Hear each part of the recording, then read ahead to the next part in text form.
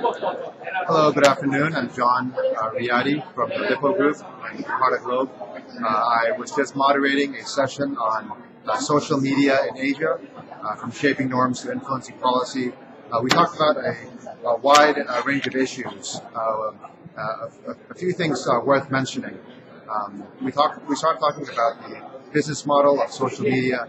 I think it's clear, one thing that's clear is that it's still a work in progress. No particular company has yet been able to find a model that works.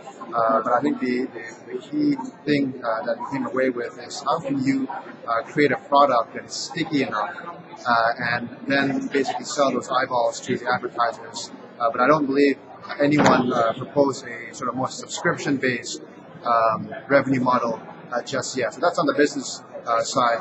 On the other side, we talked a lot about the impact that social media has had on other industries. One area is in businesses. Social media has basically transformed the way businesses market their products, sell their products, distribute their products, and also deal with their customers. We see still a lot of hesitation from businesses in being able to embrace this technology. But I think our panelists are in agreement that the businesses that have been able to embrace this have actually excelled and succeeded. So hopefully we see more and more of that happening. Another area beyond social media that social media has had an impact on governance.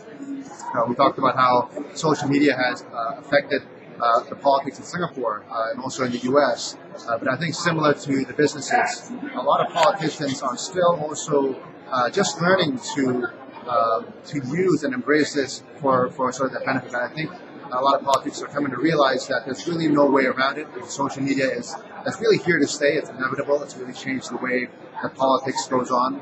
So that will also change. The other issue that caught a lot of attention is on the issue of privacy. How do consumers deal with the issue of privacy, given that so much more of the information now is available online? There was not really a consensus. There was a debate on sort of what is tolerable. But I think one interesting thing to note is that we all agreed that consumers will learn. In many ways, the way I would frame it is that we talk a lot about consumer rights, right? But I think let's also talk about consumer responsibilities.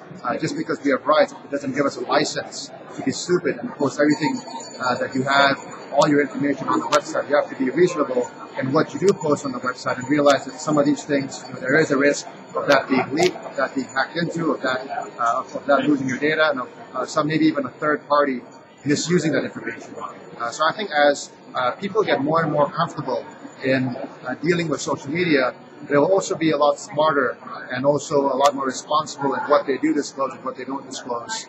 So these are just some of the things we talked about. What's clear, I think, is that social media is here to stay. There was no debate as to whether social media was a fad. I think everyone agreed that social media is here to stay. The question was, how do we then deal with privacy? How do we make money out of it? How do businesses adapt to it? So this will be a question that I think will be answered over the next maybe 20, 30 years. But at least today we were able to start a discussion on that. That's it for me. Thank you.